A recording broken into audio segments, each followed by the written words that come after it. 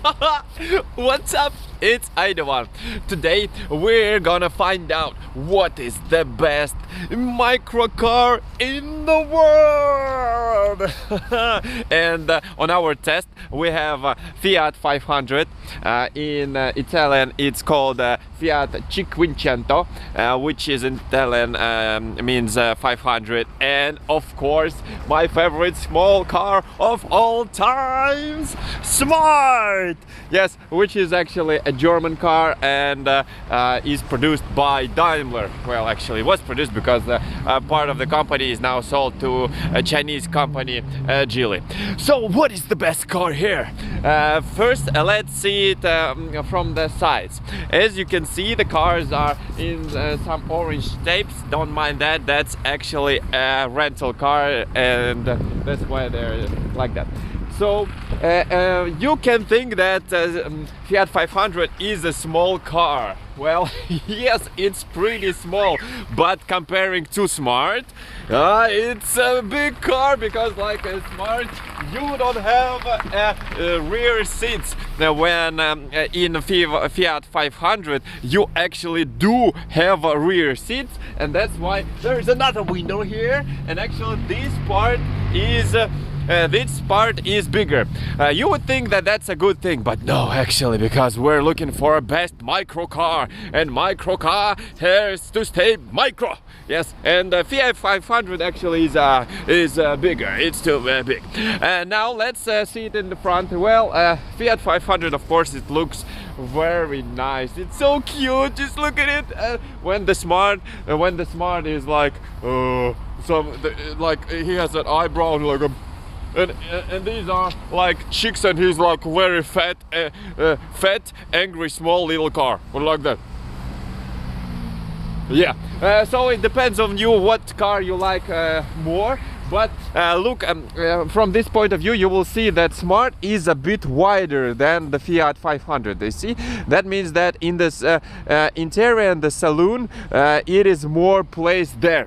Well, let's go inside, and first we're gonna enter Fiat 500 because I've done already Smart on this channel, and Fiat is the first time I see it in my life from the inside. Okay, let's go. First you will see that the door handles are very stylish. They're like made from almost metal. When it's Smart, it's like they're made from plastic, and they're not so good. They're not so stylish. Okay, so open the door, and here's the interior. As you see, the seats have some pictures on it, and letters 500 on the seats. And here is Fiat, so you won't be able to forget what car you're driving. This car has a lot of light inside thanks to this panoramic roof.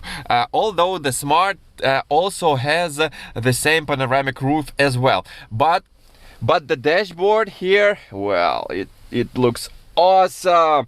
This part is made from plastic, although it looks like it is made from the metal. Door handles, well, they have also like they're like made from metal, but actually it's plastic. Here how you close it, so it's like that. Yes, the dashboard here, the whole car is made like it's from the 60s. Actually, that's the whole point of this car, like the retro car thing. So the interior looks awesome. But I don't like in this car is the materials they used on a dashboard, like here, and on the doors, like here. Like, it's a super cheap plastic. I think the kind of plastic you get when you drive a Dacia Logan or some super cheap car. This car is not cheap, actually. There's another thing that shows that this car is made very cheap, is these window switchers. So they're in the middle, not like in all cars on the sides of the doors, and they open the window. You see, open and close, open and close. Now, why did they do it? Well, it's easy, because it's a cost reduction. It's cheaper to make one switcher here than two switchers on one on each door. So like, it's cost saving. Let's go to Smart now. All right, here it is. As you can see, it is not so colorful at all. Smart in some options does have a panoramic roof, but here no, it's not a panoramic, so it's pretty dark here. And the whole dashboard panel, it is not so fancy as a dashboard in Fiat. It's very dark and yeah, but some parts, some versions of Smart do have a very bright interior, not this one though. These parts, the parts on the door, the parts on the dashboard are made from a nicer materials than a Fiat, so the car is actually, I think, better quality. But what about the back? Huh? Let's open the trunk. Okay, so you just push this button. It's a pretty big trunk for a small car here, but there is a disadvantage. There are no back seats here, and actually you do get some back seats on the Fiat. Let's check them out. You open the door of a Fiat, you push this little thingy, and here you have a rear seat. Awesome! Up. Here on the passenger side, as you can see, there's more room. So yeah, it's kind of a small car. What would you like to get? Because it's one of the smallest car ever, and but that's better than the situation in the Smart, because you don't have a seats there at all. What about the trunk? What about the trunk of this car? We're gonna check it out, because even it's small, the trunk is still there. Okay, I'm getting out. Okay, so the trunk is also made very stylish, like the cars from the 60s, although this thing is still a plastic thing. Ta-da! Yes, the trunk is actually smaller than Smart. Maybe this part is the same as Smart, but it's only this height, so yeah, the trunk is not very good thing, but the most cute part, there is a shelf here. Check it out, a small shelf from a Fiat 500. Can you imagine that they did a small shelf? It's like a width of the shelf is like the width of my hand.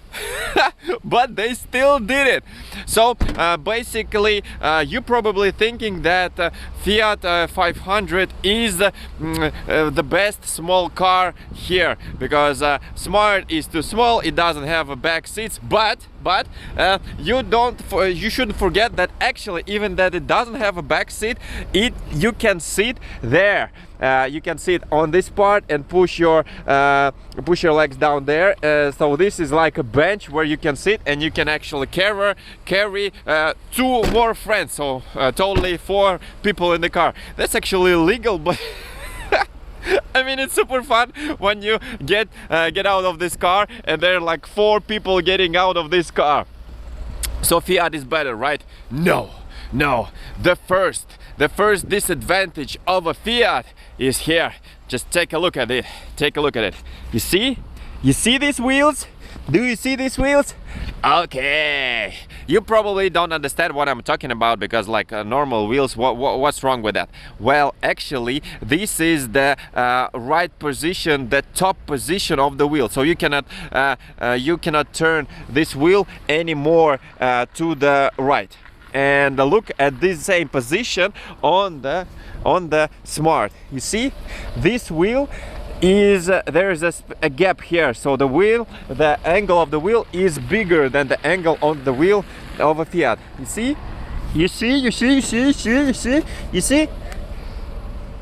So what you're probably thinking, what's the difference? Let me show you.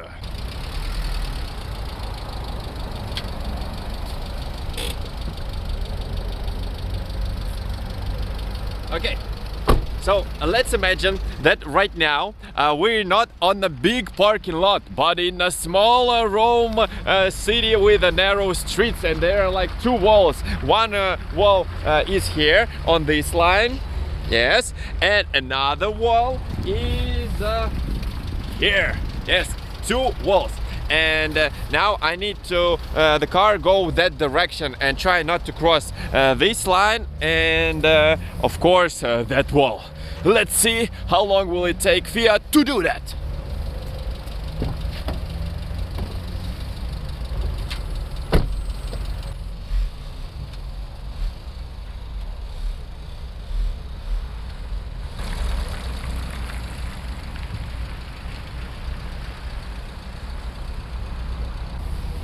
So that wasn't the hardest task for the Fiat, but let's see how Smart will handle the same task.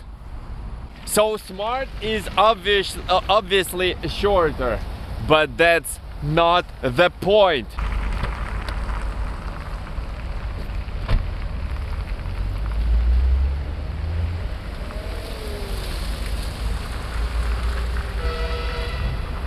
So that's the main advantage of a smart car.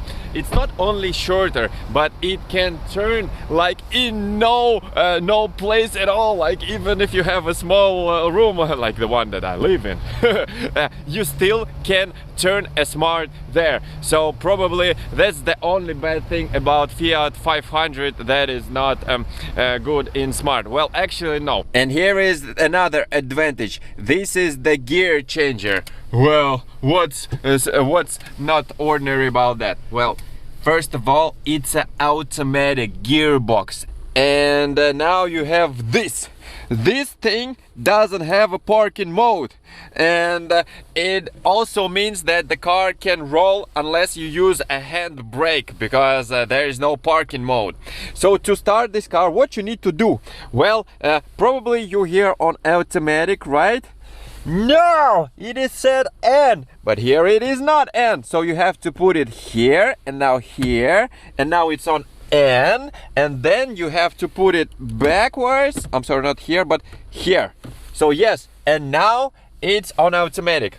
But if you put this gear changing too much to the left, that will cause you a manual transmission. You see, first gear, now first automatic, first automatic, like here, you see. So it's not a very pleasant thing. When I first seated in this car, I didn't know how to start it because it was beeping all the time. To show you more the effects that this gearbox have, I'm gonna put this car in the sport mode. It has a sport mode, it's here. Okay, now it's in the sport. First gear, now first gear, neutral. Why is it neutral? Why? Oh, now N, and now first. You see, I'm telling you about it. It's very inconvenient. Okay, so first gear, automatic now. Finally. Okay, now I'm in my glasses, and let's drive the car and see what happens and why I don't like this gearbox. Your challenge is gonna be to guess when the car is changing gears.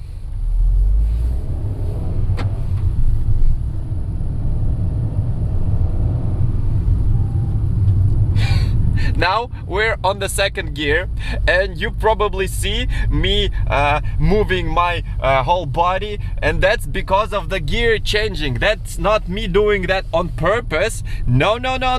That's the way this transmission changes the gears. So this is the main disadvantage of this gearbox.